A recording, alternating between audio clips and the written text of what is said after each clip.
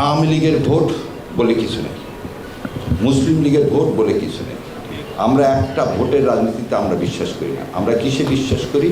ক্ষমতার মালিক, সার্বভৌম ক্ষমতার মালিককে মালিকুল মুলক কে আল্লাহ সুবহানাহু ওয়া তাআলা।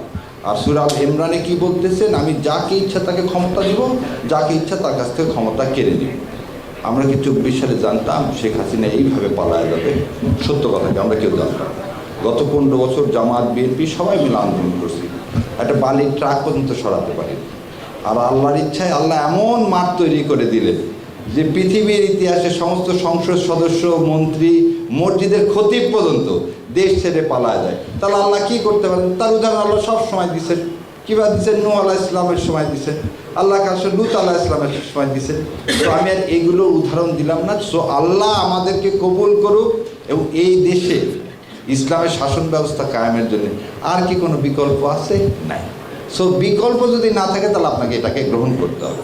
যারা আমাদের সমালোচনা করেন তাদের কাছেও আমার আহ্বান, ভাই বিকল্প তাহলে আপনি তৈরি করেন, করে ইসলাম কায়েম করেন। যদি না মনে হয় জামাত ইসলাম ভালো, ঠিক আছে, আপনি করে ইসলাম কায়েম করেন। আর যদি না করতে পারেন তাহলে জামাত ইসলামকে ভোট দান করেন, কারণ আপনার উপর এটা ফরজে কিফায়া ইসলাম কায়েম করা। সো আল্লাহ আমার এই শহীদ ভাইদের বদলে, খালি শহীদ না, যারা আরও শহীদ হয়েছেন তাদের বদলে আল্লাহ এই জমিনে ইসলাম কায়েম করুন। আর আপনারা আমার জন্য দোয়া করবেন, আল্লাহ যেন আমাকে এই পথে সারা জীবনের জন্য কবুল করে। আর ওই যে আর একটা জিনিস সবাই দেখবেন বলে যে বট বাহিনী শিবির খালি কি বলে, কাউকে গালিগালাজ করে।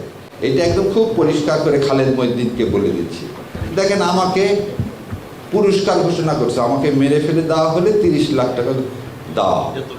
এটা কিন্তু খালেদ মহিউদ্দিনরা বলেন না। আমার কিছুর জন্য, আমার জীবনের জন্য মূল্য ঘোষণা করা হয়েছে। তাই হচ্ছে আমার মূল্য তো আল্লাহ নির্ধারণ করে দিচ্ছে, তোমাদের তো দরকার নেই, এবং টাকা লাগলে আসো আমি দিয়ে দিচ্ছি।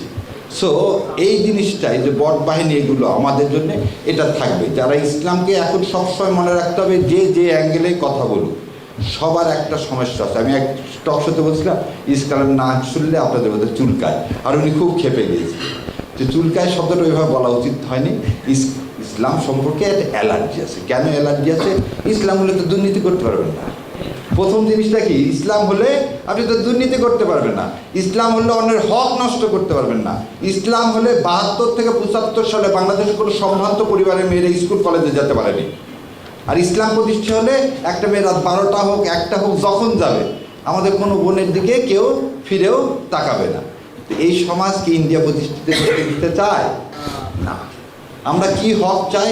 আমরা জাকাত ভিত্তিক হক চাই। আজকে বলেন তো, যার জমি জমা নাই তাকে ব্যাংক টাকা দিবে? কর্জে হাসানা বলে কিছু আছে কোনো ব্যাংকে? নাই। আর জাকাত ভিত্তিক সমাজ হলে যার নাই তাকে টাকা দেওয়া হবে, যার টাকা আছে তার উপর ডবল টাকা নেওয়া হবে। এই তো ইসলাম। তো যার টাকা আলাদা কি করবেন? ওই প্রথম আলোকে ইউজ করবেন যাতে ইসলাম কায়েম না হয়। সো আল্লাহ এটা আমাদেরকে বোঝার তৌফিক দেখ, আমাদেরকে কবুল করুক, বাংলার জমিনে ইসলাম কায়েম হোক।